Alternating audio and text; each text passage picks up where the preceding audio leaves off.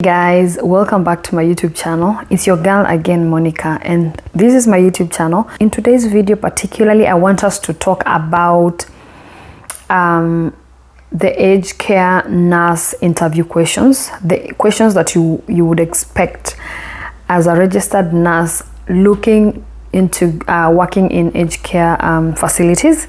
Now, I haven't really worked in an aged care, but I recently decided, you know what, let me try aged care. Well, I have worked as a carer, but I haven't worked as an RN. So I decided, you know what, let me try and test the waters, see how it is. I want to see how it is so that I decide whether I'll work in aged care or not. So I decided to make an application for a job, and I got the invitation for the interview, and these are the questions that I found that I was asked there. And during also during my preparation, I'll also tell you some of the other questions that I got. Some of these questions I will tell you how I answered them, and so some of the questions that I was not asked, I might say what I think, what the answers are, or I'll just tell you the questions, and then you will go ahead and do a research on yourself. Right now, the first question that I was asked was, tell us about yourself. And this is a very common question in all the interviews, I think, whether it is nursing or corporate, whatever. I think most of the interviews, or if not all, they'll ask you about, tell us about yourself. And so this question, normally what they want to hear is your academic qualification and your work experience that is going to be related to what you have applied to, and maybe any other achievements, whether it is you've done a project and you excelled in that project, and that project, for you going through that project, you gathered enough experience that would and will be of importance to the company that you are applying to, or the position that you're eyeing in this new company that you've been called for the interview. So basically that is what they're asking. So you'll tell, of course, I don't think it is, for example, I've been to so many schools, so I don't think it is necessary for you to start saying about year 12 unless that is relevant to what you're now making the application for. But for example, in my case, I have done a diploma in nursing and I have done a bachelor's in nursing. So for me, that is the only thing I mentioned. I said I have a diploma back in Kenya, and I worked at ABC. I volunteered at ABC there, and what achievements I got. Was I recognized for something that I did? And what am I bringing to them? The other thing they might ask you is if you know their mission, what they stand for, what the company you're applying, whether you know their values, their mission. And so basically that is you making sure that you know about the company before you go for the interview. You go on their website, you will see their mission, their values, and all that. And then, for example, in my case also, they asked me about the place I was applying for. They asked me, tell us about our company, and I was like, okay. I had gone into their website, and I had seen that how many units they have. I had seen they have a dementia unit. I had seen they have how many houses or how many units in the facility, and then I knew their mission when the facility was started. And then this facility I went to, it's one of the many other branches. So I mentioned that I know this is one of the biggest amongst the many branches that you guys have. And yeah, I just basically, it is about them. That is what I understood, and they were happy with my answer. But if you guys have any other if you think there's more answers, of course, to these questions, you can even let me know in the comment section, and so that also it can help someone else. Now, the other question that I was asked is, tell us about the aged care funding model. And let me tell you guys, I did aged care. I did work in aged care a while ago, and the model that they were using was different. And then so when I was preparing for my interview, I realized, oh, it is not the same that I used to know. Because if you are like me, back in 2018 and behind there, and earlier, they were using a funding model called ACFI. Now it is changed. Now it is called an ANAC. So it stands for, I'll write the abbreviations there. The new aged care funding model, it is called ANACC, which stands for Australian National Aged Care Classification. So this is the model that they use for funding to fund the aged care residents in the residential homes. So that question might come along, and this classification has different classification. It is a very broad funding model, to be honest. I tried to study it and I could not really get a lot of from it.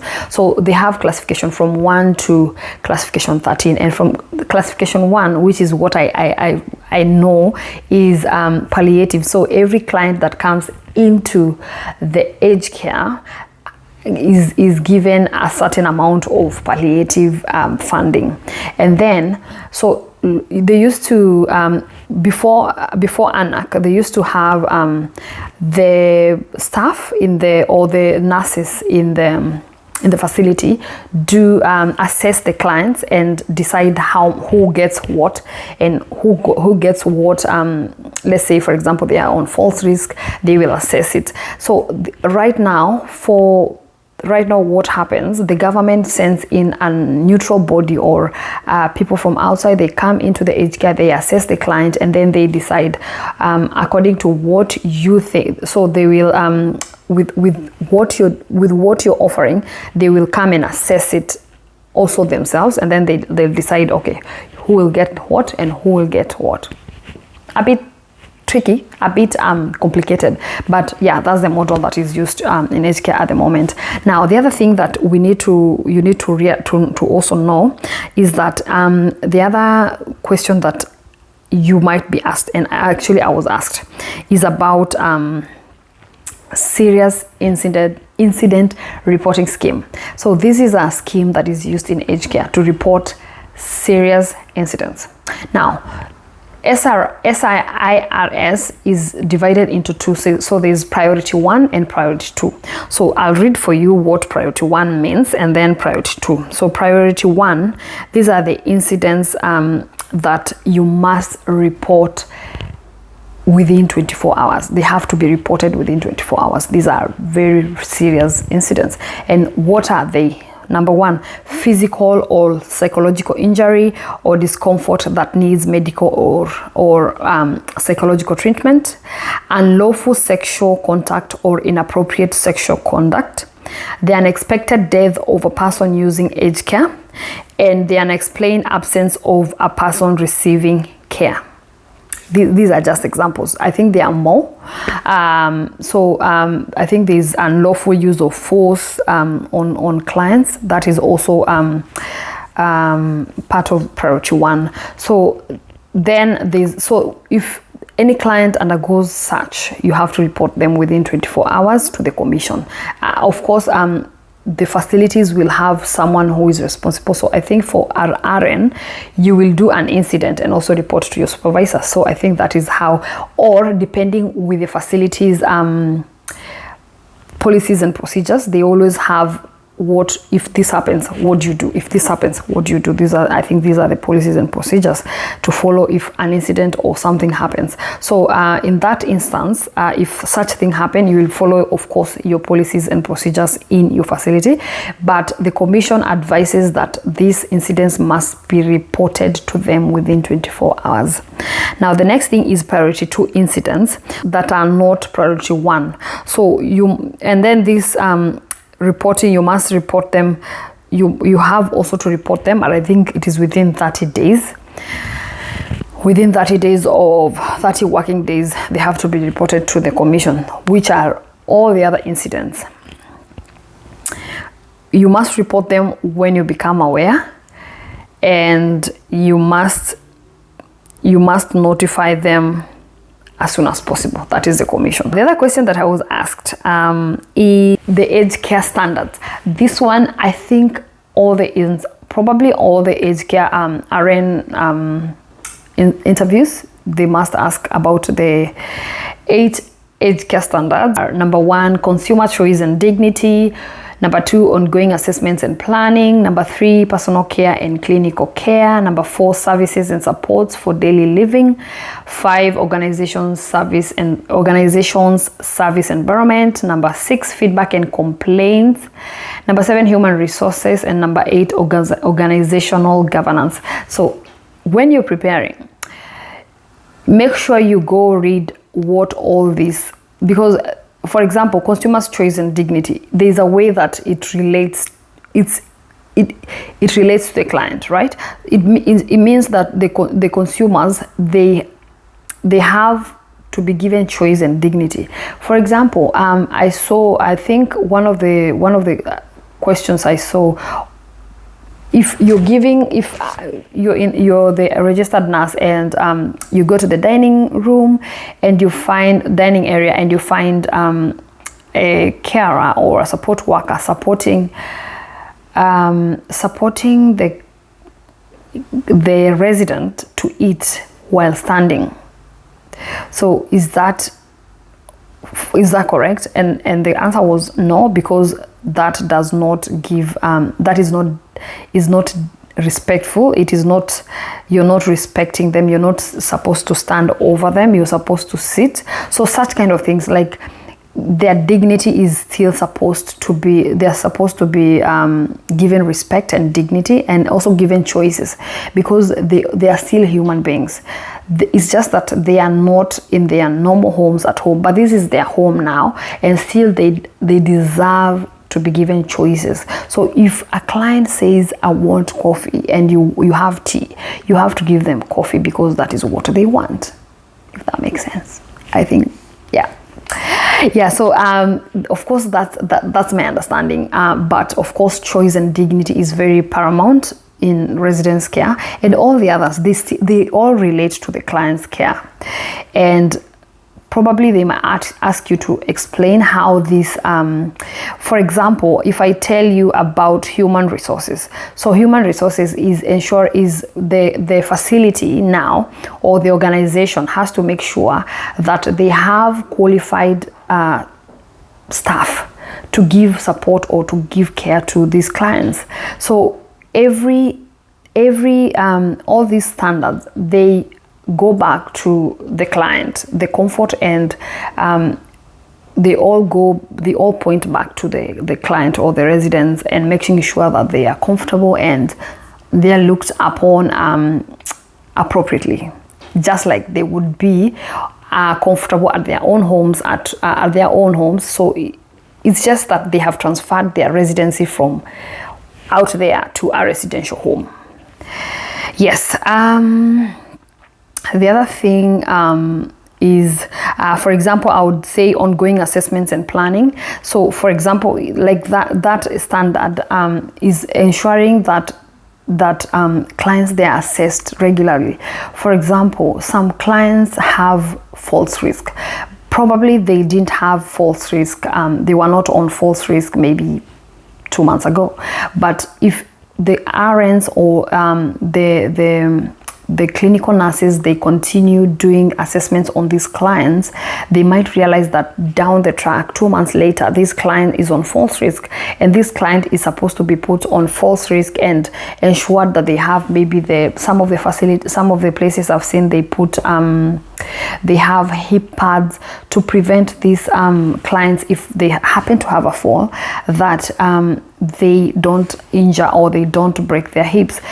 Something else is that they will assess their walking and see, do they need a frame, a walking frame?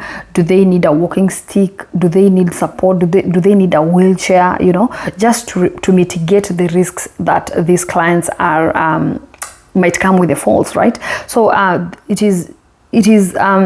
so this comes back to the facility, that they have to ensure that the clients undergo continuous assessments to assess how they are going. Another example is a client might be able to swallow or chew their food properly this month, but let's say next month they have developed swallowing difficulties, and so if the client is not undergoing continuous assessment, the client might undergo might get choked.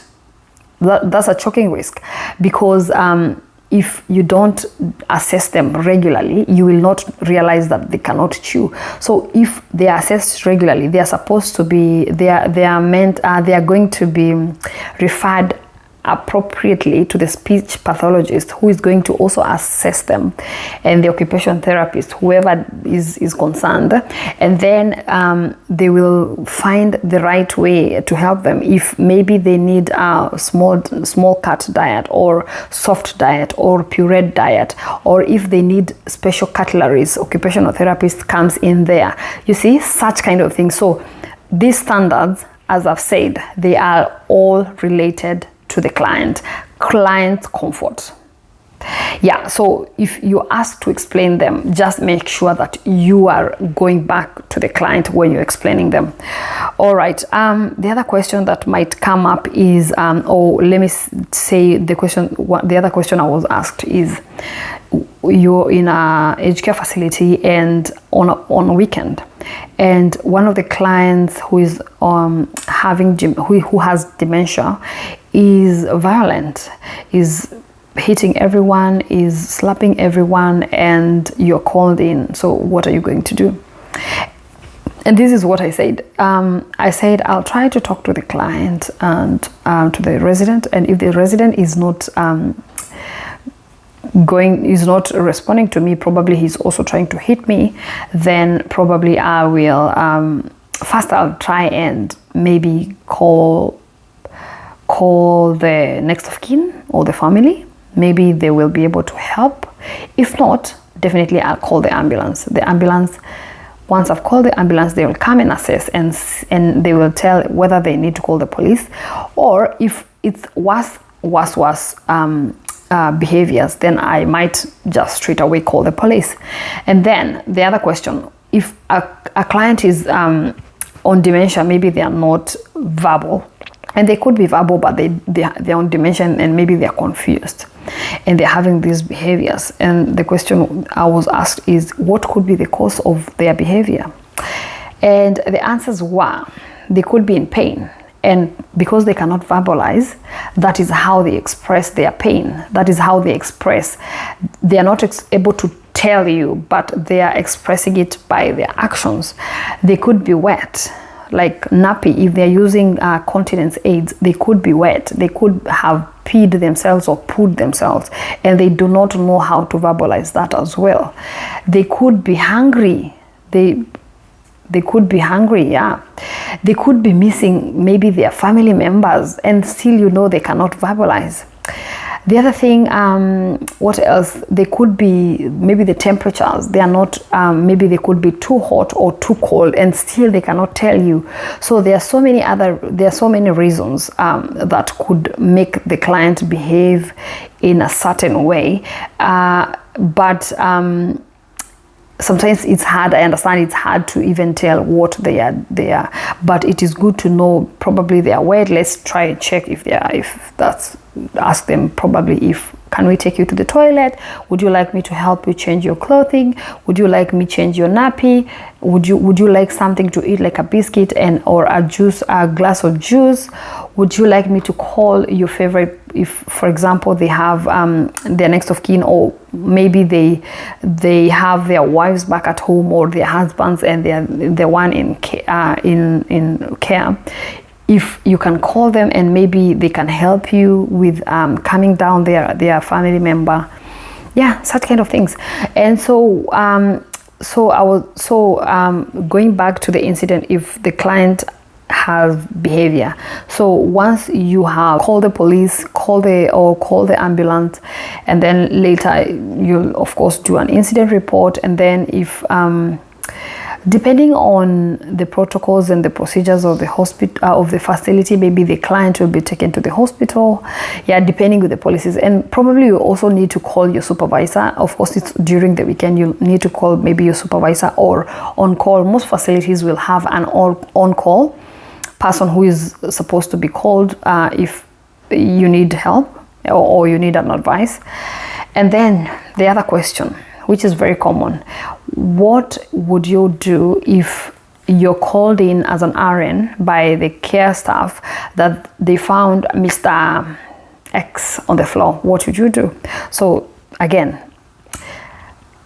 this is my answer. This is what I said. I said I'll just go to the client's room or to the resident's room, and make sure they are safe, make sure they are okay, and ask them, how are you, Mr. X? What happened? Explain to me. And also maybe ask the client, the staff, if they know anything that happened. If they don't know, of course, we'll ask Mr. X, because he's the one who fell. If he cannot verbalize, of course, first we'll look at make sure he's comfortable,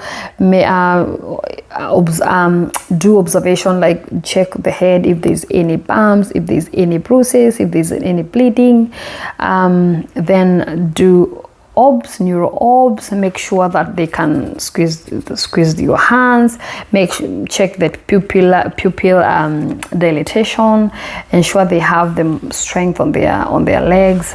You can push like this and tell them to push you away. You can ask them to raise your hand, you can ask them to raise their leg, such kind of things. Of course, there's always a checklist for the neuro obs, and then you're supposed to do the general observation. Make sure you do the temperature, the pain chart, because of course they've fallen. Ask them how their pain is, and also do the other obs, blood pressure, pulse, what else, respiratory rate. Then of course you'll follow the policies and procedures of the facility. Some of the facilities, if the client specifically is on anticoagulant, they want you to take the client straight to the hospital. Some of the other facilities, if the client is on anticoagulants and they don't have any physical, they do not seem to have any big injury, or according to your neuro obs and according to your clinical judgment, again, this is where your clinical judgment will come in, and you observe them, and you will observe them within a certain period of time, and you can tell this client is okay. Then with that, you don't send them to the hospital. But if they don't pass the neuro obs, well, then definitely they need to go to the hospital. And then of course you need to call the family or the next of kin. You need to do an incident report, and you need to of course tell or speak to your supervisor about it, or your manager. I don't know if this always happens about calling the manager. This is how I answered. I don't know if that is practical in the facilities.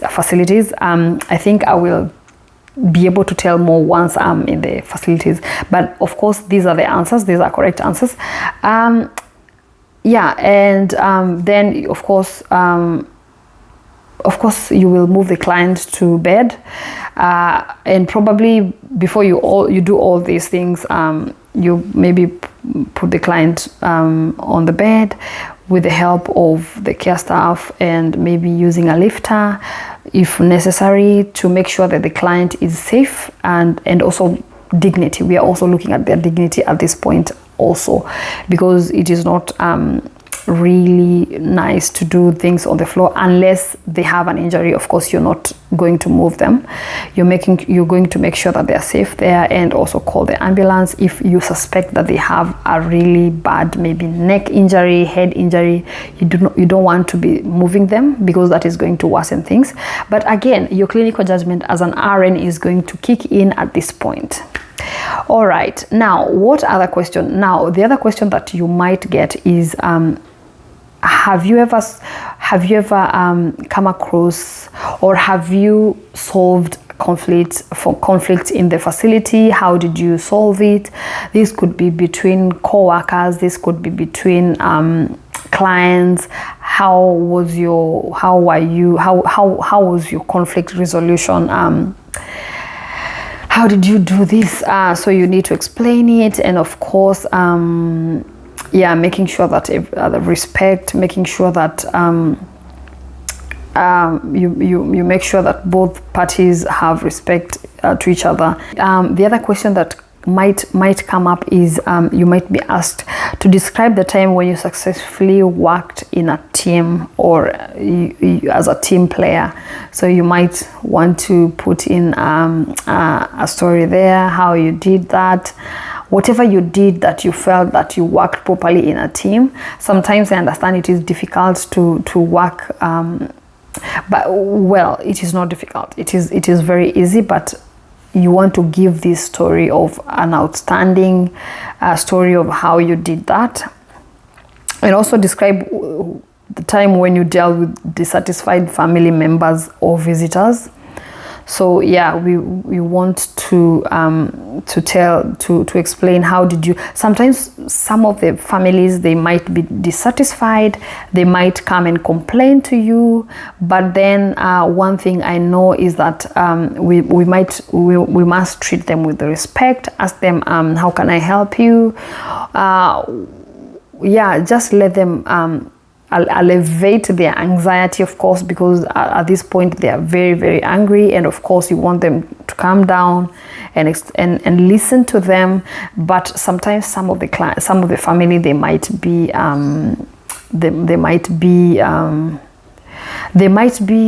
abusive, but so we want to make sure that and explain to them that, hey, look, we are here to support you, we are here to listen to you, but we also need respect. We also deserve respect as well, because we are human beings as well. The other question that you might get is, how do you deal with stress in the workplace? So how I answered this question is, I said when I was in training, we were able, our trainer, our tutor, or our lecturer advised us to find something to do outside of workplace, and which could help us elevate the stress, so that we don't pile up the stress from work to home, so that we get rid of our stress.